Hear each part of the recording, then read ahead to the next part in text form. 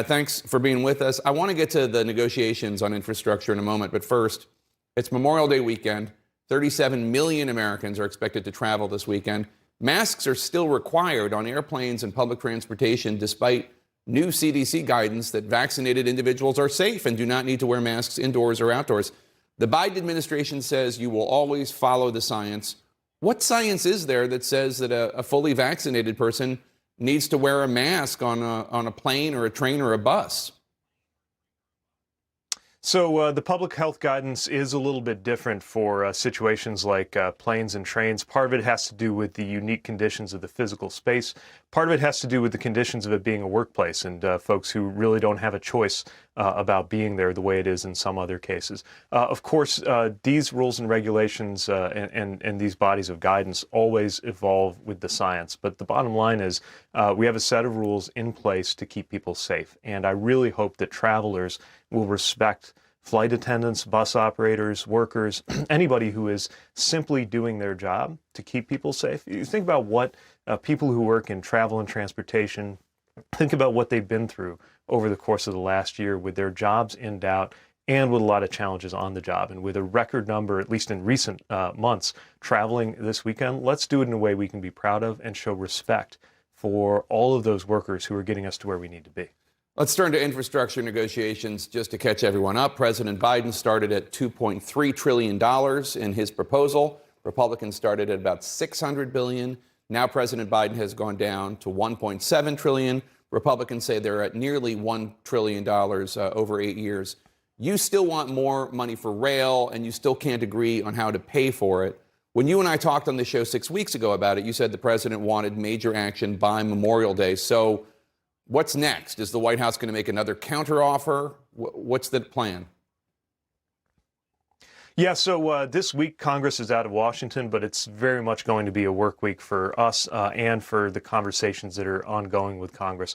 By the time that they return, which is June 7th, just a week from tomorrow, we need a clear direction. Certainly encouraging to see the healthy conversations that have happened over the last days and weeks. But the president keeps saying inaction is not an option, and time is not unlimited here. The American people expect us to do something. They expect us to deliver, and it's my hope that these continued conversations, really over these next few days, will be productive and will lead to that clear direction.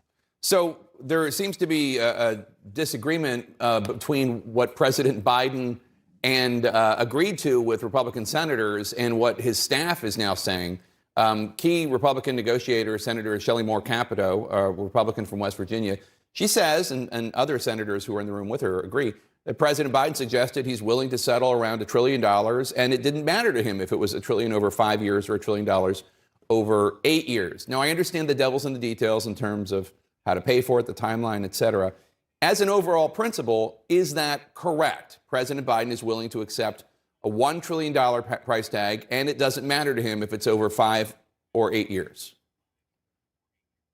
Well, the president's counteroffer was a $1.7 trillion package. And again, that represents coming off our original view by $500 billion. It is encouraging to see Republicans talking about getting to the neighborhood of $1 trillion. Of course, when you start trying to make it apples to apples, comparing what would have been spent anyway, looking at the categories, that's where the devil really is in the details. And those are the things that we're continuing to discuss with them. But I'll say, we've been in these discussions in good faith, and there have been really healthy negotiations of the kind that I think people were starting to wonder whether that's even possible in Washington anymore.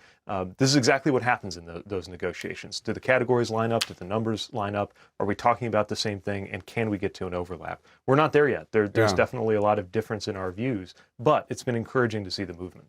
So just to translate for folks out there who aren't staying up to speed on every single one of these details, when Secretary Buttigieg talks about the money that would have been spent otherwise, he's talking about infrastructure and transportation money that's just automatic in the budget. And the suggestion has been made by Democrats that the $1 trillion or almost $1 trillion counterproposal the Republicans have made over 8 years is really only a couple $100 billion more than what automatically would have been spent, right? I'm hearing you correctly. I believe that that's the correct assessment.